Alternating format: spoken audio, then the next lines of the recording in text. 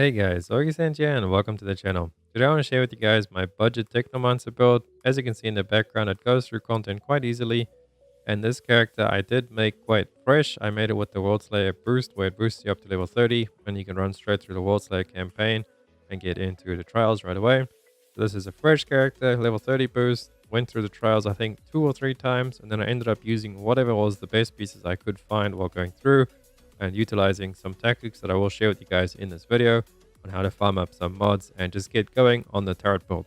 Before we get into it, I would like to talk about today's sponsor, deving.net. If you feel like you're struggling with expeditions or maybe just missing a few items for your build, or even if you just don't have enough time to level that last character, Deving has you covered. They offer many boosts for games like Destiny 2, Division 2, and with Deving, you can choose whatever you need, whether it be expeditions, custom streamer builds, you choose what you need. And if you use my code AUGISAINT, you will get a discount of 15% on any of your purchases in the store. And the boost works with account sharing and self-play, so they do everything without the use of cheats or bugs, so you can trust they will get the job done. And if you need help with any of this, just type down hello to the operator that will be working 24/7, and they will get to it right away and help you out with that. So thank you for sponsoring this video, and let's get straight to it now, shall we? So let's have a little chat about our weapons first of all. So weapons, really you can use whatever you want, but the main things you want to look out for them is status power and skill life leech. As the way we have our build set up, this will directly increase our damage. And then the mods is just whatever you get lucky with. I did get really lucky and I got Mage's Rage on a Damascus, which comes with status and skill life leech. So that's really good. If you find yourself a Damascus, hold on to it. It's really budget and really good to help you get going. And then the Mage's Rage, I found on something else that I dismantled and I put in there. But whatever you find, that's good. T3 mods, I haven't really found that many yet. But Stringer Gauss or Nicola's Revenge, Storm Whip, I don't believe we have it yet. But Ultimate Storm Whip, any of these things, even the tier 2 versions like Claymore, and there's Storm Whip over there. Any on-hit damaging things is really good. But then Mage's Rage or Fortress, if you get lucky early on, put those on immediately, as those will help you the most. Mage's Rage will just give you a lot of damage, and Fortress will give you damage as well as resistance as well. So look out for those. Whatever you get, put them on, and then hopefully you get lucky with Mage's Rage or Fortress. Moving on to our armor pieces, the stats you want to be looking for is anomaly, cooldown, status, and then skills life leech. But really, you could use whatever you want. If you have at least any of those, 2 out of those 4 that I mentioned on a piece, the third thing could really be max health, bonus firepower, anomaly power, doesn't really matter. As long as you have at least cooldown and status, or cooldown and skills life leech, you can go ahead and use that piece. If it has good mods for you, so go ahead and use that. It's really nice with this build that you can kind of just do whatever you want with those. Obviously, anomaly, status, skills, and cooldown will give you the most. So yeah, that's what you're going to aim for. Let's go over our mods. We'll start with the helm. We have arms and anomaly, just increases your anomaly power by a flat percent every time you hit crit shots, which you'll be doing that just to proc your arms anomaly and a bunch of other stuff we have as well. Euthanizer, just deals 16% more damage against enemies afflicted by toxic. I got lucky with that on the Apox slot of a random piece again. But whatever you have over there, like tier 2, anything trample weak, where is it? Radical therapy, and then the cold ones as well, freezing boost. Even if you got lucky with the T3 mod, the frozen one, I think it's called Shatter. Yeah, there it is over there. Anything with like mods to your damage, go ahead and put those in there. So I'll use that quite often. So yeah, look at all those: Shatter, Radical Therapy, and then Trample the Weak, freezing boost. All of that stuff will just increase your flat damage with toxic, and freezing is really good. Moving on to the chest, we did get lucky with Robe of Borealis. You can buy this straight from the vendor as well once you make a new character. It's really cheap. It costs like barely any drop pod resources. You can do one quick expedition. You should have enough to just buy the normal version of the Robe of Borealis. So you will then get Icicle Storm, and the second mod, I can't remember what it is, but it's pretty much, you can chuck that out for anything else. We did get lucky. We have Captain Hunter in there. We found quite a couple of Cannonball gloves, I think it comes on. One of the Cannonball pieces that comes on that. And then a really important mod we want to speak about is Hail Shot. Now this is the reason why status power is so good for us, because it will increase the turret's damage based on your status power, this mod. So the more status power, the more damage your cryo turret's going to be doing. That's a really, really good mod. I think you pretty much need that. That's like the most mandatory mod I would say to get going with the turret build. And it is a T1 mod, so it's really easy to get it. You should get it from leveling up. Just any of the, you dismantle should have that pretty much. If you're playing on a Techno, you should eventually get the Hail Shot quite fast. So put that on, that's like your main priority. And then Icicle Storm just comes with Borealis. That just helps you with trash clearing a little bit. It's not the end of the world if you don't have it. And then Captain Hunter again is just flat damage on elites. But you could change this out for any of the previous damage mods I spoke about with the Frozen and the Toxic, as that will give you damage on enemies and elites, whereas this will only give you damage on bosses and elites. And then moving on to our Techno pants. This is really lucky over there. We got one of the big three is what I like to call them. The improved coolant is one of the big three. I do have the other two, and I could put them onto this build, and I would just absolutely destroy everything. But then that would defeat the purpose of this video, trying to make it really budget friendly, as you will be starting out a new character if you're watching this build. But if you do get any one of these three mods, being improved coolant, double trouble, or twins, these are the big three that I like to call them for this turret build. If you get any one of those three mods, put them on your build. That will like change the build pretty much, make it so much stronger.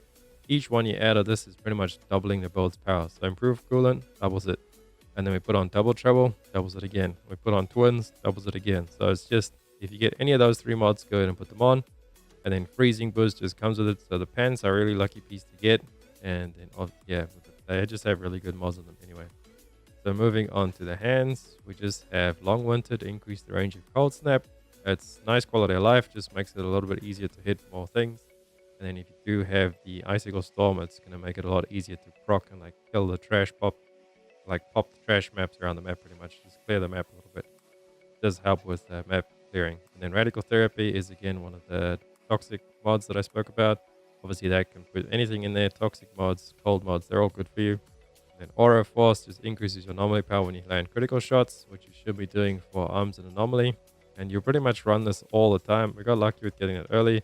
But eventually you put arms and anomaly on pretty much every single anomaly build. So you want to get used to doing that anyway. So that Aura Force, just a nice little boost there to give us a little bit more anomaly power. Then moving on to our boots. Now these are pretty much completely dead mods to us. We have anomaly status and skill life leech. So over there I could change that out for one of those D3 mods I spoke about with the double trouble or the twins.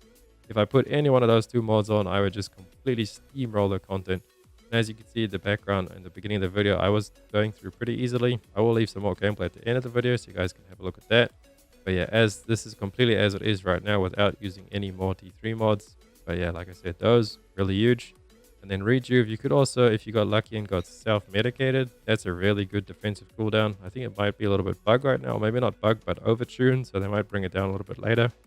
But yeah, if you don't have any of that stuff and you just have really bad luck, then Rejuve is another really good D2 mod that we do get pretty easily. Use your anomaly, firepower, and armor every time your health is replenished. Pretty much be all the time with this build. And then Untamed Power is pretty much dead to us, but it's not completely dead since it does proc off. Every time you use a skill, you'll do 30% of your anomaly damage around you in a 5-meter radius.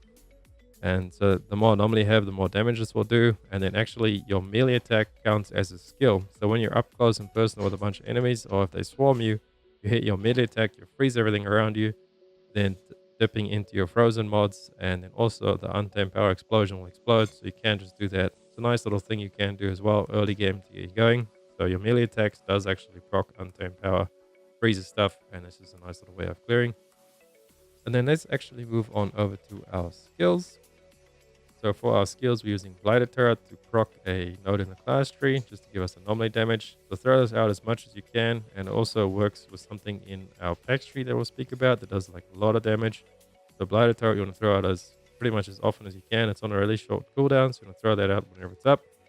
Cold Snap, you can use that on big trash packs just to clear them out really quickly if you have the Icicle Storm mod on the Borealis. And then Cryo Turret obviously is the bread and butter of this build. We're doing all the damage and killing everything for you. And we'll just make that Cryo Turret crazy. And we'll have 2 of them later on. And this build will just like skyrocket using Cryo Turret. And then moving on to our class tree. This combination of is the best I've found. I actually want to change this one out maybe for one mod of there. But let's just go through it together. So we pick up anomaly power, resistance piercing, anomaly, increase your resistance, and then more anomaly. And then this is the reason why we actually run Blighted Turret. It increases your anomaly power by 30% for 10 seconds each time you use Blighted Turret or Blighted Rounds, but obviously we'll be using Blighted Turret. And the cooldown is 6 seconds, and this lasts for 10 seconds, so you should pretty much always have that boost up. And moving up, we have Wipeout, will just increase your damage on enemies with lower health. And then this over here is some max health skill leech, or something in the Pax Tree that I'll show you guys why we actually go with skill leech. and then max health, and then cooldown on our cryo turret and our cold snap. And then this one over here, you can really put in wherever you want. I just left it there for a defensive option for you guys for the health regen threshold to increase by 20% of your max health. And what you could put it in then, obviously you could go into armor there. Or if you want a little bit more damage, you could put on fracture to increase your damage. Enemies with frozen will take 10% more damage. That's just nice over there. And then you could also go over there, increase how long your turrets last pretty much. I wouldn't really put it in there. If you do want to change out of the defensive mod, if you find that you don't have any defensive problems, I would suggest chucking it into fracture, or this one over here will make your freeze last longer on enemies. So any one of those two are really good. But yeah, that is a good defensive version if you guys are finding this build a little bit, if you're having trouble surviving. And then over here we do have Exposing Frost. So it will increase, inflict vulnerable enemies afflicted by freeze. And then this over here will just double the effectiveness pretty much. 40% more effective you're vulnerable. And then over here we have Toxic, afflicted on enemies last 30% longer. Anomaly, resistance piercing. And then we have some skill life leech over there. And double your skill leech when your health goes below 30%.